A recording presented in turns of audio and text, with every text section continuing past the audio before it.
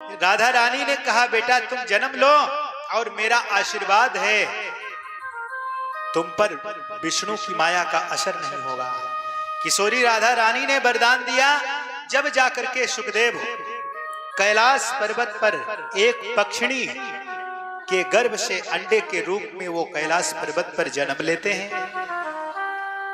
अब अंडे के रूप में पड़े हैं सुखदेव जी, तो फिर इनका प्रादुर्भाव कैसे हो, क्योंकि इनकी जो पक्षिणी नर्मदा हैं वो कैलाश पर्वत की बर्फीली हवाओं के कारण कैलाश को छोड़ करके अन्यत्र चले गए हैं।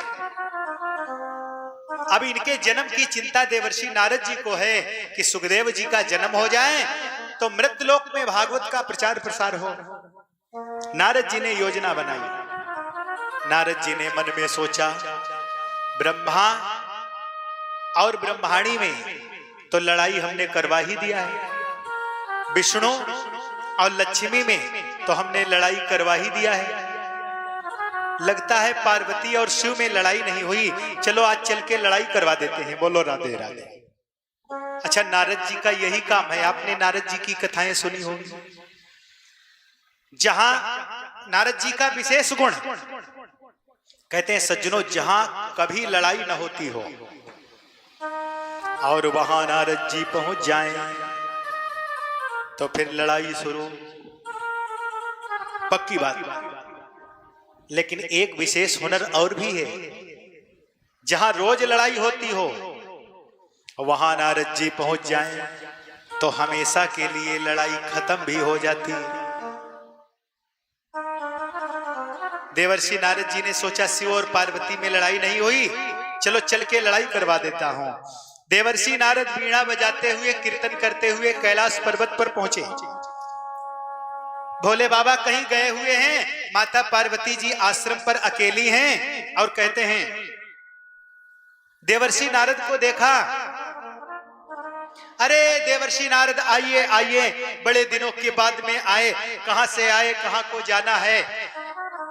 और नारद जी का स्वागत किया, लड्डू खिलाया नारद जी को। नारद जी जलपान करते हैं और फिर बैठ जाते हैं। नारद जी कहते हैं माता क्या करें, वैसे तो हम पहले रोजाना सब जगह आते जाते थे, लेकिन अब आने जाने का कहीं मन नहीं होता। बोले क्यों? बोले लोगों में बड़ा स्वार्थ है, लोगों में बड़ा बनावटीपन है। सुर नर मुनि सबकी यह रीति, स्वार्थ लाग करहि सब प्रीति। माता जब एक दूसरे से सब स्वार्थ से ही प्रेम करते हैं तो फिर ये नारद का वहां जाना नहीं होता।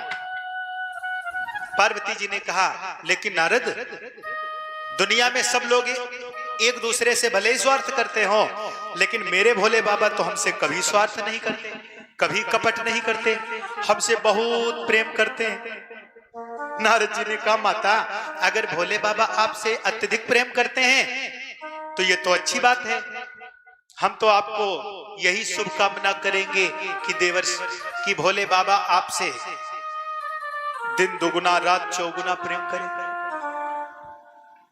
क्यों माता? अगर वो आपसे प्रेम करते हैं तो आपको सब बात बताते भी होंगे। कहते हैं बोले हाँ, हमसे बिल्कुल कपट नहीं करते, कोई स्वार्थ नहीं रखते, सब कुछ बता देते। नारद जी ने कहा माता तो आपको एक बात जरूर बताई होगी। बोले कौन सी? बोले वो गले में मुंडमाला पहन के रखते हैं, उस मुंडमाला में किसके मुंड लगे हैं, ये बात कभी बताई? पार्वती जी ने कहा क्यों, ये बात तो बताई ही नहीं। नारद जी ने कहा तो प्रेम क्या खाक करते, जब इतनी महत्वपूर्ण बात तुमको बताई नहीं। माता तुम जानो तुम्हारा काम जाने, मैं तो चला। देवर्षि नारद चल दिए। रास्ते में भोले बाबा मिले। अरे नारद कैलाश पर आए थे, मैं मिला नहीं, चलो चलो चलो। बोले नहीं नहीं प्रभु, आज हम थोड़ा जल्दी में हैं और हम तो आपके आश्रम तक हो भी आए हैं, लेकिन आप जल्दी पहुंचो। माता जी ने आपको याद किया। शंकर जी ने कहा हे देवर्षि, जहां कहीं तुम्हारे चरण पड़ जाएं वहां तो कोई न कोई नई लीला होती है, चल के देखो। इधर माता पार्वती ने कहा क्यों? जिसको पति परमेश्वर मानती हो और पति परमेश्वर मान करके दिन रात चरणों की सेवा करती हूं, मेरे साथ इतना बड़ा कपट, इतना बड़ा छल, गले में मुंडमाला किसके लगे हैं ये बात बताना आज तक उचित ही नहीं समझा। माता पार्वती ने अपने श्रृंगार को बिगाड़ दिया और मलिन वस्त्र धारण कर लिए और कोप भवन में जाकर के लेट गई। बोलो राधे राधे। भोले बाबा आए और पहली बार देखा माता पार्वती को कोप भवन में, डर गए। माता पार्वती जी ने कभी कोप भवन नहीं गई और आज कोप भवन में। भोले बाबा कोप भवन के अंदर जाकर के माता पार्वती जी को मनाते हैं। अच्छा सज्जनों, ये कोप भवन का नाम आपने सुना होगा कथाओं में। राम कथा में वर्णन आता है कि जब कैकेयी जी रूठ गई तो कोप भवन को चली गई थी और महाराज दशरथ उनको मनाने गए थे। और ऐसा ही नहीं, पहले जितने अधिकांश राजा होते थे जब वो महल बनवाते थे तो एक कोप भवन जरूर बनवाते थे, एक स्पेशल बढ़िया वाला कमरा, और उसके ऊपर मोटा मोटा लिखा होता था कोप भवन। लेकिन उसमें कभी कोई जाता नहीं था। उसमें जब माताओं को गुस्सा आती थी तो फिर माताएं जाती थी,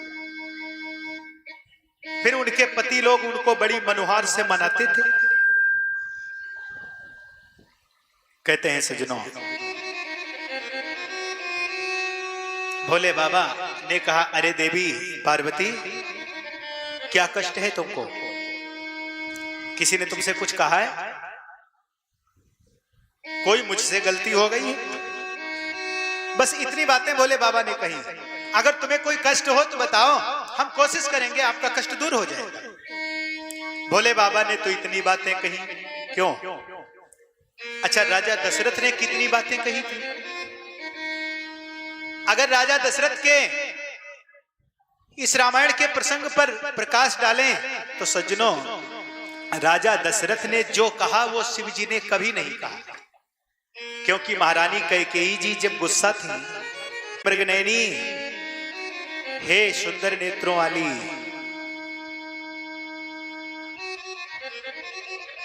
हे सुंदरता की खान कैकेयी, हम तुम्हारी गुस्सा से पीड़ित हैं, तुम गुस्सा मत करो। और अगर तुमको किसी ने आंख दिखाई हो तो बताओ, मैं उसकी आंख निकाल लूं। अगर किसी ने तुम्हारे तरफ एक बार भी कुदृष्टि से देखा हो तो मैं उसको देश से निकाल दूं। ऐसा रामायण के आधार पर। अच्छा, अब ध्यान देना सज्जनों, ये तो बिल्कुल ही अनुचित बात है। जिसका बेटा घर चलाने लायक हो जाए तो उसके पिता की उम्र में जवानी थोड़ो होगी, फिर तो बुढ़ापा ही होगा। जिसके बेटे की शादी हो गई हो, यानी कि राम जी का विवाह हो चुका था, राम जी के राज तिलक की तैयारी हो रही थी, इधर कैकेयी जी रूठ गई, तो महाराज दशरथ इस उम्र में और अपनी देवी जी से कहते हैं, हे कैकेयी, तुम बहुत ही खूबसूरत लग रही हो गुस्सा में भी। बोलो राधे राधे। और तुमको अगर किसी ने कुछ कहा हो तो हम उसको दंड देंगे, तुम्हारी वजह से उसको देश से निकाल देंगे, तुम्हारी वजह से उसको फांसी पे लटका देंगे। तुम एक बार कहो तो, हे कैकेयी, हम तुम्हारे बिना नहीं रह पाएंगे, ऐसे क्रोध मत करो। अच्छा, ये महाराज दशरथ के वाक्य। तो जिसका बेटा घर चलाने लायक हो जाए, इतनी उम्र वाला बेटा हो जाए, और वो अपनी श्रीमती जी से ऐसे बोले, ऐसे श्रृंगार रस की बातें करे, तो फिर ये अच्छी बात नहीं है ना। देखो जी, उम्र के स्टैंडर्ड से अगर कोई बातचीत करता है तो चलो एक बार मान्यता प्रदान की जाती है, कोई बात नहीं, इसकी ऐसी उम्र है तो ये ऐसे बोल रहा है। लेकिन जिस उम्र में जो बात ही न बोलनी चाहिए हो और फिर ऐसा वातावरण हो, तो फिर ऐसे वातावरण में राम राज्य की स्थापना कैसे हो जाएगी? राम राज्य की स्थापना तो समर्पण स्टेज पर जब व्यक्ति का जीवन होता है तब जाकर के राम राज्य की स्थापना हुई। भरत जी ने नंदीग्राम में जब समर्पण का स्टेज प्राप्त कर लिया, जब जाके अयोध्या में राम राज्य की स्थापना हुई। और कहते हैं यहां पर महाराज दशरथ के ऐसे यंग वचनों से राम राज्य की स्थापना में भी व्यवधान, लेकिन जिनके हृदय के राजा ही स्वयं राम हैं, ऐसे देवाधिदेव महादेव भोले बाबा पार्वती से सीधे सीधे मर्यादित शब्दों में दो चार बातों में कहते हैं, देवी तुमको क्या कष्ट है? पार्वती जी कुछ बोलती नहीं। भोले बाबा को बड़ा डर लग रहा है अंदर से। अच्छा, देवी जी गुस्सा हो जाएं और धड़कन तेज ना हो जाए, ऐसा कैसे हो सकता है? भोले बाबा बोलते जा रहे हैं, पार्वती जी कुछ बोलती नहीं। ओहो पार्वती जी क्या कष्ट है तुमको? पार्वती जी ने कहा रहने दो, ऊपर से भी काले और अंदर से भी काले। बोले मतलब? देवी अंदर से काला तो वो होता है जो कपट करता है, जो बात को छिपाता है। मैंने तुमसे ऐसा कौन सा कपट किया जो तुम हमको कपटी कहती हो, अंदर से काले कहती हो? पार्वती जी ने कहा ये बताओ, ये गले में जो मुंडमाला पहन के रखते हो, इसमें किसके मुंड लगे हैं? ये बात आज तक बताना उचित समझा? भोले बाबा ने कहा रे पार्वती, तुम्हारे प्रेम का यदि सच्चा प्रमाण है कुछ, तो ये मुंडमाला ही है। बोलो राधे राधे। जब जब तुम अपनी लीला का परिवर्तन करती हो, याद को बनाए रखने के लिए मैं तुम्हारे मुंड को अपने माला में पिरो लेता हूं। बोलो राधे राधे। पार्वती जी ने कहा क्या मतलब? बोले मतलब ये है कि ये सब तुम्हारे ही मुंड हैं। मेरे मुंड? हाँ। बोले बाबा ने कहा जितने ये मुंड हैं, इतनी बार तुम्हारा राम नाम सत्य हो चुका है। पार्वती जी ने कहा हे प्रभु, तब तो फिर आप महाकपटी निकले। बोले कैसे? बोले आपने ऐसी कौन सी दवाई पी रखी है जो आप मरते नहीं और हम मर जाते हैं बार बार? बोले बाबा ने कहा देवी हमने अमर कथा का पान किया है। आहा, इस अद्भुत अमर कथा का पान करके मैं अमर पद को प्राप्त कर चुका हूं। पार्वती ने कहा स्वामी तो ये आप अमर कथा हमको भी सुनाइए। भोले बाबा ने कहा तुमको हम सुना देंगे, लेकिन पहले दो चार बार प्रभु का नाम लोगी तभी तो सुनाएंगे। एक बार प्यार से बोल दीजिए,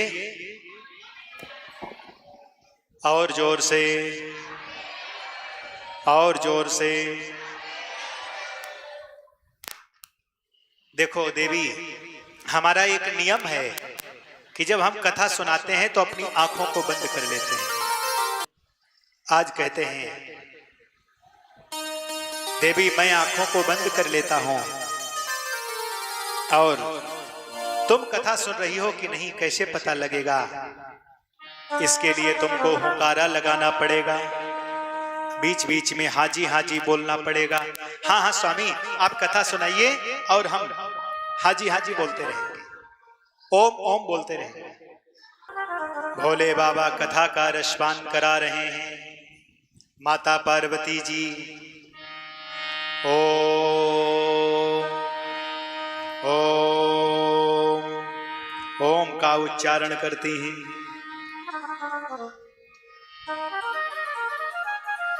प्रथम दिवस बीत गया, दूसरा दिन आया, तीसरा दिन आया, चौथा दिन आया, पांचवा दिन आया। माता पार्वती जी ओम निरंतर कथा का रसपान कर रही हैं। पंचम दिवस के बाद छठे दिवस पर जब कथा पहुंची, माता पार्वती को नींद आ गई। सुधाम गमन की कथा श्रवण करा रहे हैं भोले बाबा भगवान श्री कृष्ण के। सुधाम गमन से पहले श्री कृष्ण ने जो उद्धव को अंतिम उपदेश दिया, इस प्रसंग में माता पार्वती को नींद आ गई, और इधर भोले बाबा की कथा के मंगलमय प्रभाव से बिगलित अंडे से सुखदेव जी का जन्मोत्सव हो गया। बोलो राधे राधे। सुखदेव जी एकाग्रचित होकर के कथा का रसपान कर रहे हैं, और इधर छठे दिवस की कथा में जब माता पार्वती जी को नींद आ गई, मेरे नन्हे से सुखदेव जी ने मन में सोचा, अगर माता पार्वती ने ओम बोलना बंद कर दिया तो भोले बाबा कथा सुनाना बंद कर देंगे, तो क्यों न हो पार्वती जी की आवाज में हम बोल दें। और सुखदेव जी माता पार्वती जी की आवाज में बोल रहे हैं, ओम ओम। सप्तम दिवस की कथा विश्राम हुई। बोलिए श्रीमद् भागवत महापुराण की जय हो। जैसे ही जयकारा लगा सो माता की आंख खुली। हाँ हाँ स्वामी बताइए आगे क्या। बोले मतलब? हाँ, भगवान श्री कृष्ण ने उद्धव को क्या क्या उपदेश में दिया। शिव जी ने कहा तुमने कथा नहीं सुनी? बोले स्वामी जी मुझको तो नींद आ गई थी। अच्छा, तुमको नींद आ गई थी तो तुम्हारी आवाज में दूसरा कौन बोल रहा था? जब देखा पीठ पीछे तो एक नन्हा सा हरियल तोता बैठा हुआ है जो माता पार्वती जी की आवाज में बोलता है ओम। क्योंकि मनुष्य की भाषा का पूर्ण रूप से अनुकरण जो ये तोता होता है ना जी, पैरेट, वही बोल सकता है और दूसरा नहीं बोल सकता है। मनुष्य की मानवीय गुणों की संपूर्ण भाषा तोता बोलने की क्षमता रखता है। आप उसको सिखाने पे आ जाए तो। महाराज हमने सुना है हमारे दिल्ली में एक भगत जी हैं, उनके घर पर इंग्लिश में बात करता है तोता जी। बोलो राधे। हाँ, आप जाएंगे तो जी आपका वेलकम, हाय बाय, टाटा आने जाने में। और महाराज धन से कह दो। सुखदेव जी माता पार्वती की आवाज में उच्चारण करते हैं। भोले बाबा ने कहा अच्छा तो देवी तुम सो गई थी, ये तुम्हारी आवाज में तोता बोल रहा था। देखो इसने कथा सुनी है, इससे तो मुझे कोई आपत्ति नहीं है, लेकिन इसने व्यासपीठ के पीछे बैठ करके कथा सुनी है, इसलिए इसको दंड मिलना चाहिए। भोले बाबा ने कहा इसको दंड मिलना चाहिए और त्रिशूल लेकर के सुखदेव जी को मारने दौड़े। कहते हैं सुखदेव जी उड़ रहे हैं। आहा, आगे आगे सुखदेव जी, पीछे पीछे देवादिदेव महादेव भोले बाबा इतनी स्पीड में दौड़ लगा रहे हैं कि क्या बताएं। कहते हैं ये जीवन जीने की, जीवन में आगे बढ़ने की शक्ति और जीवन में जो उद्देश्य की उड़ान है, इस उद्देश्य की उड़ान भरने की जो क्षमता है वो हमको प्रभु की कथा से प्राप्त होती। सुखदेव जी ने कथा का रसपान किया, इसलिए तीन लोक के नाथ देवाधिदेव महादेव भोले बाबा भी दौड़ लगा रहे हैं, लेकिन पकड़ नहीं पा रहे हैं सुखदेव जी को। सुखदेव जी आगे, भोले बाबा पीछे। और इधर व्यास जी की जो पत्नी है बिटका रानी, वो उनके कोई संतान नहीं है। बिटका रानी कहती हैं हे स्वामी जीवन निकला जा रहा है, एक पुत्र हो जाए तो कितनी अच्छी बात होगी।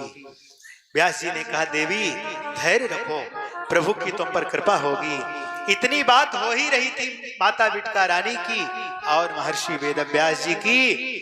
इतने में ही माता बिटका रानी को जोर से उहासी आई और उन्होंने अपने मुख को फैलाया, और जैसे ही मुख को फैलाया सुखदेव जी तोते के रूप में उड़ते उड़ते आए और मुख में हो करके गर्भ में प्रवेश कर गए। बोलिए सुखदेव भगवान की जय हो। भोले बाबा वहां से प्रस्थान कर गए।